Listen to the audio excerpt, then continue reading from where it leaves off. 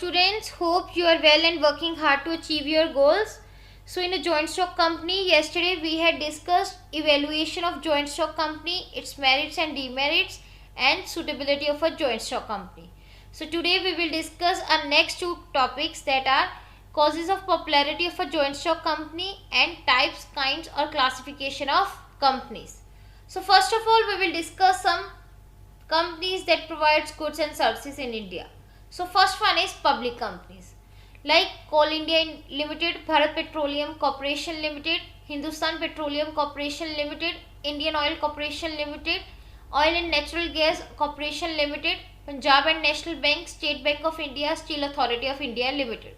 So these are some companies that provides goods and services in India as public company. Means the control is in the hands of government, that are called as public companies. Next is private companies like Reliance, Tata, Infosys, Wipro, ITC, Hindustan Lever Limited, ICSE Bank, HDFC, Satyam, Bajaj. So these are some examples of private companies that also provide goods and services in India. But in this, control is in the hands of private investors.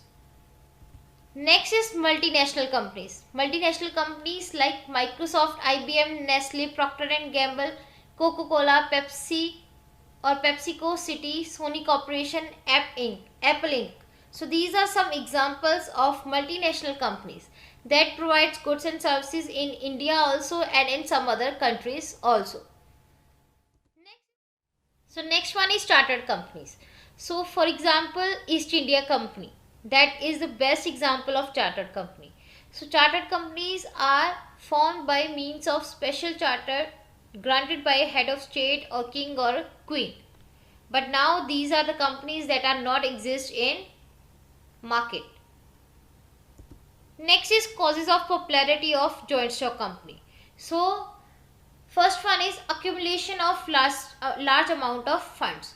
So joint stock company can raise large amount of funds from public by issuing of shares. Also, the joint stock company can take loans from other financial institutions. Next is limited liability. So the liability of the members is limited up to the value of the share capital they are purchased from the company. Next is stability or continuity. So the death, insolvency or incapacity of the members does not affect the existence of the company. Next is easy transferability of shares. So the shares can be easily bought or sold in the market. If shareholders need money, they can sell their shares and get cash. Next is efficient management. So it can easily afford to hire professional experts to perform managerial functions in business and improve the efficiency and working of the company, because joint stock company has a large amount of resources. Next is growth and expansion. So the companies have large amount of resources and their rate of profit is also high. So they can easily use large amount of money for expansion and growth purpose. Next is division of risk. So in the joint stock company, the percentage of risk of loss is in a company is divided among the large number of shareholders that are included in the joint stock company. So next is kinds of companies. Joint stock companies can be classified on the various bases. The following table will make it more clear. So there are 6 bases that the companies are classified, like on the basis of liability, mode of incorporation, ownership, public interest, control and nationality. So first one is on the basis of liability. There are 3 companies: companies limited by shares, companies limited by guarantee and unlimited companies. Then on the basis of incorporation, there are also 3 companies: chartered, statutory and registered companies. Then on the basis of ownership, there are 2 companies: government and non-government companies. Then on the basis of public interest, there are 3 companies: public, private and one person company. Then on the basis of control, there are 2 companies: holding and subsidiary company. So last, on the basis of nationality, there are 3 companies: Indian, foreign and multinational companies. So now we will discuss these companies in detail. First of all, we will discuss some companies that are exist in the India and provides goods and services to their customers, like Microsoft, Tata, Infosys, Google.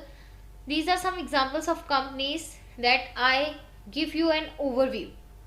So now, first type is on the basis of liability. So first is companies limited by shares. For example, Reliance Industries Limited, Tata Groups Limited. So in this, the liability of members is limited up to the values of shares purchased by them in that company, and such companies write the word limited with their name. Next is companies limited by guarantee. For example, hospitals, libraries and charitable institutions. So these members do not contribute to the capital of the company, but they will pay a fixed sum of money in the event of the help required by that company, or if company suffer through any losses at that time. Next is unlimited liability. So for example, sole trader and partnership. The members are personally liable for the loss. They have to make good the loss of the company even from their personal property they hold at that time. Next is on the basis of mode of incorporation. So first one is chartered companies. For example, East India Company and Chartered Bank of Australia. So these kinds of companies are formed for meeting a specific objective of the state. Example, to rule a particular area is called the chartered companies. Next, statutory companies. For example, Reserve Bank of India, State Bank of India, Industrial Finance Corporation, Life Insurance Corporation. These are some examples of statutory companies. So to form these types of companies, a special act is passed in a parliament and they have to work according to that act. Next is registered companies. For example, Tata Motors, State Bank of India, Reliance Industries, Oil and National Gas Corporation Limited. So these are examples of registered companies. That the companies that are registered under the Companies Act are called as registered companies. Next is on the basis of ownership. So first one is government companies. For example, Maruti Udyog Limited, Indian Oil Corporation, Hindustan Insecticide Limited. So the company whose at least 51% of the paid up capital is held by the government is called government companies, and the control is in the hands of government. Next is non-government companies. For example, Reliance, Tata, Infosys, Wipro, ITC, Hindustan, ICICI Bank. So these are companies that owned and controlled by the private investors, and 51% of the holding is in the hands of private investors. Next is on the basis of public interest. So first one is public companies. For example, Bharat Petroleum Corporation Limited, Coal India Limited, Hindustan Petroleum Corporation Limited, Indian Oil Corporation Limited, Punjab National Bank. So public company means a company which is not a private company and has minimum paid up capital of rupees 5 lakh rupees is called as public company, and government has the control is in the hand, and that is why these companies are also called as government companies. Next is private companies. So Reliance Industries, Tata, Infosys, Wipro, ITC, Hindustan, ICICI Bank. So these are some companies that we are called as private companies. So a private company is a company which has a minimum paid up capital of rupees 1 lakh and control is in the hands of private investors. Next is one person company. For example, a person open a shop like grocery, bakery or shoes. So these are some companies, or these are some small scale. I'll give you an example of one person company. So we can say that one person company is in the Companies Act 2013 means a company which has only one person as a member is called as one person company. Next is on the basis of control. So on the basis of control, there are two companies, holding and subsidiary company. So first one is holding company. A company which holds more than 50% of the share capital of the other company is called holding company. It means company having majority of votes and retain its management and control in the other company. Next is subsidiary company. For example, if an X company buys Y company, then Y becomes the subsidiary company of X. Means X is an holding company and Y becomes the subsidiary company. So when other company holds more than 50% of its share capital and hold control over its board of directors is called subsidiary company.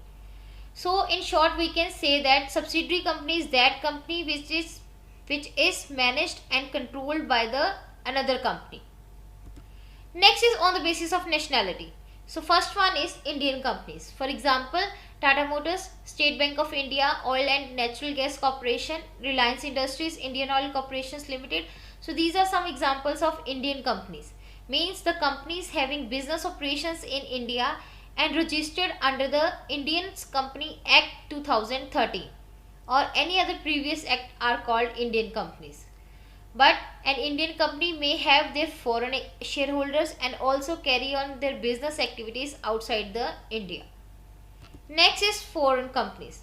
So like 3M India Limited, Agrotech Foods Limited, Nestle India Limited, Panasonic Carbon India Company Limited. So these are some examples of foreign companies.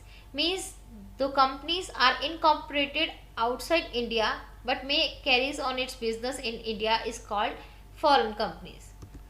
Next is multinational companies like Amazon, Wipro, Sony Corporation, Coca-Cola, PepsiCo. These are some examples of multinational companies.